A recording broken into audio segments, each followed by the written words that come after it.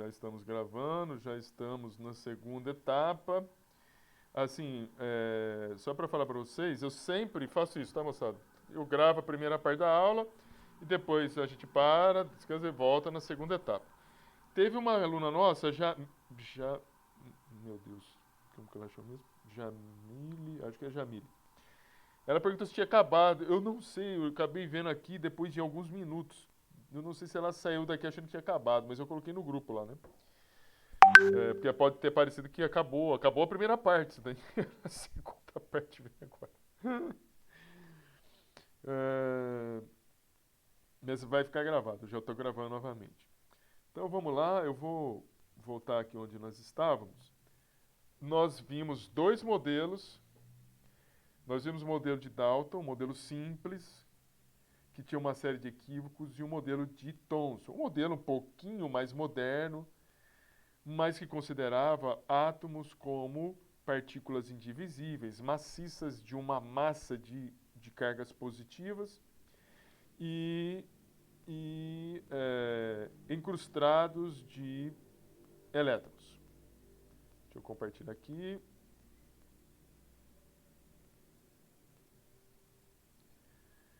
Vocês poderiam me falar se estão conseguindo ver?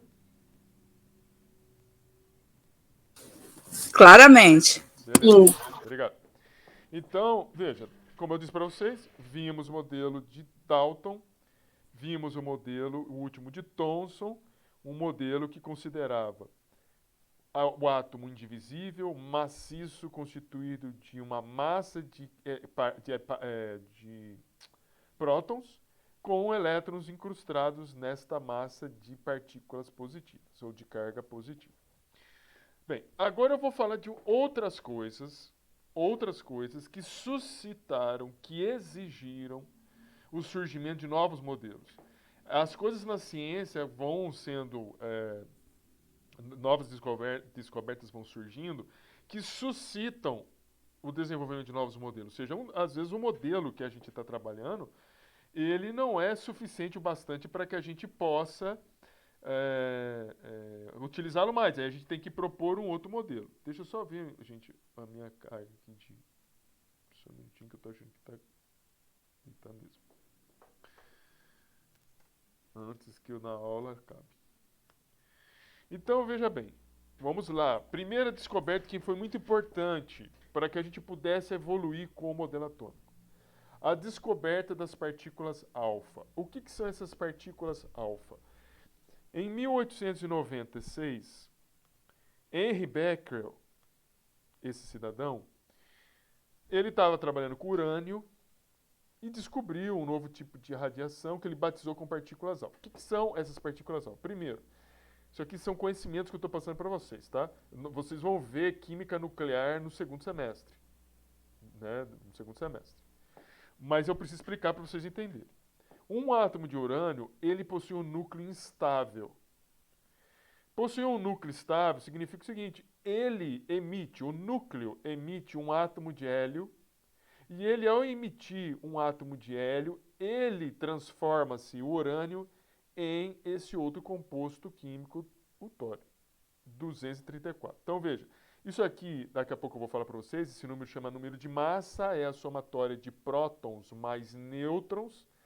E veja que caiu aqui de 238 para 234 porque ele emitiu uma partícula alfa que é constituída de 2 prótons, 2 nêutrons, ou seja, é um átomo de hélio.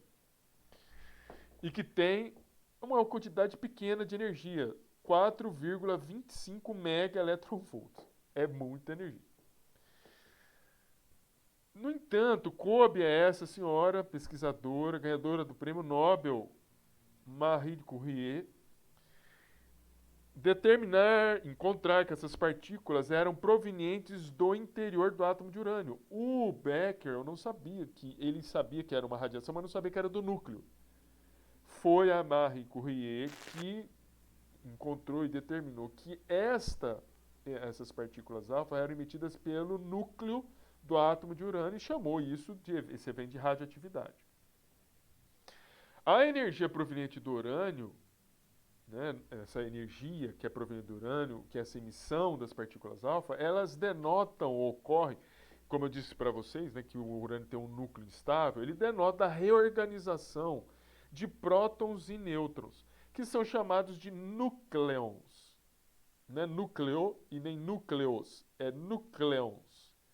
Né, para que essa recombinação torne o núcleo do urânio mais estável e ele acabe se transformando num outro elemento químico. Pois bem, por que tem a ver isso com próton, com elétron, com átomo, etc?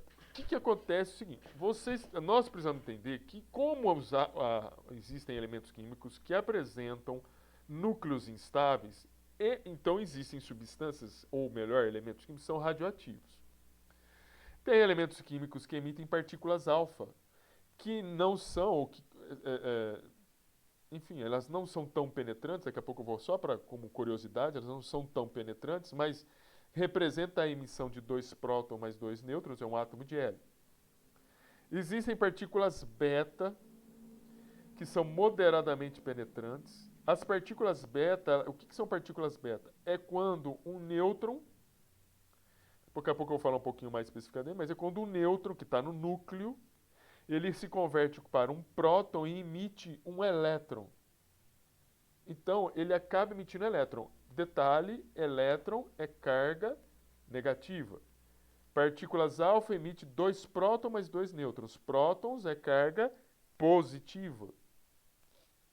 Então, partículas alfa, cargas positivas. Partículas beta, cargas negativas.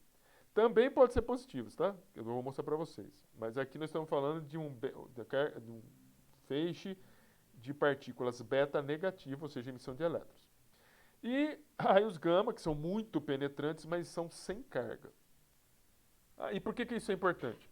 Porque, veja, se a partícula alfa emite prótons, que eu tenho, né, uma fonte radioativa que está protegida aqui por chumbo, se tem partícula alfa, a partícula alfa emite próton, próton é carga positiva. Como eu disse para vocês, na natureza, as cargas positivas procuram as cargas negativas. E as cargas negativas procuram as cargas positivas. Somente os seres humanos procuram seres que têm características e propriedades diferentes.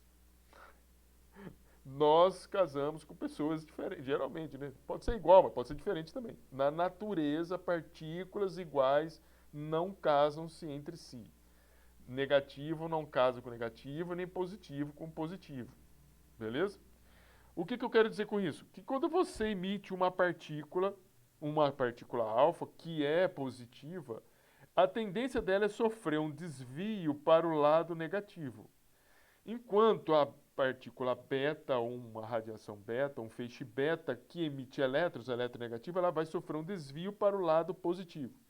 E os raios gama vão seguir em frente porque não vão sofrer efeito de nenhum desses, enfim, de um campo magnético porque ele não tem carga. Até aí tudo bem? Tudo bem, gente? Beleza. Dúvidas? Nenhuma, Gibson. ainda nenhuma, professor. Beleza. Aí, veja bem. Ainda falando do decaimento beta, só para mostrar para vocês. No decaimento beta, nós estamos falando do decaimento beta, é só conhecimento isso, tá? O decaimento beta, gerando elétrons, ele gera um próton, o próton fica no núcleo e ele emite um elétron. E o nêutron do núcleo se transforma num próton que fica no núcleo e ele emite um elétron. Mas eu posso ter um próton que está no núcleo que é transformado num nêutron e emite um pósitron, que é um elétron positivo. Tem massa de elétron, mas em vez de ser uma carga negativa, é carga positiva. Mas no caso, aqui nós estamos falando dessa situação aqui. Pois bem, ainda apenas como conhecimento, estou falando de penetração dessas radiações. A gente já teve acidentes muito sérios no Brasil em termos desses materiais radiativos, né? As radiações, elas penetram, veja, radiações alfa, elas não penetram a tua mão, mas elas podem interagir com a tua mão. Elas podem causar ionização na tua mão. Elas não atravessam. É uma situação mais superficial. E um pedaço de papel barra uma radiação alfa. Lembrando que a radiação alfa, né, uma partícula alfa é um átomo de hélio. Uma partícula beta, que são partículas de elétrons, ela penetra na tua mão. Ela tem mais energia, ela é mais penetrante. E um raios gama, ela atravessa o seu braço. Ela é altamente energética. Então, aqui é só também uma forma de demonstrar a penetração dessas radiações, né? E a questão da habilidade delas de se ionizar. Ionizar é tirar elétrons, tá, gente? A partícula alfa pode ser menos penetrante, mas ela tem uma alta capacidade de ionização. A partícula gama, embora ela penetre mais, ela tem menos capacidade de ionização. Tudo bem? Ela tem uma massa pequena, ela é constituída por matérias que não... Ela é um feixe, são fótons, é um feixe de luz, daqui a pouco a gente vai falar um pouquinho mais disso. Ela não é um material como um átomo de hélio ou um elétron.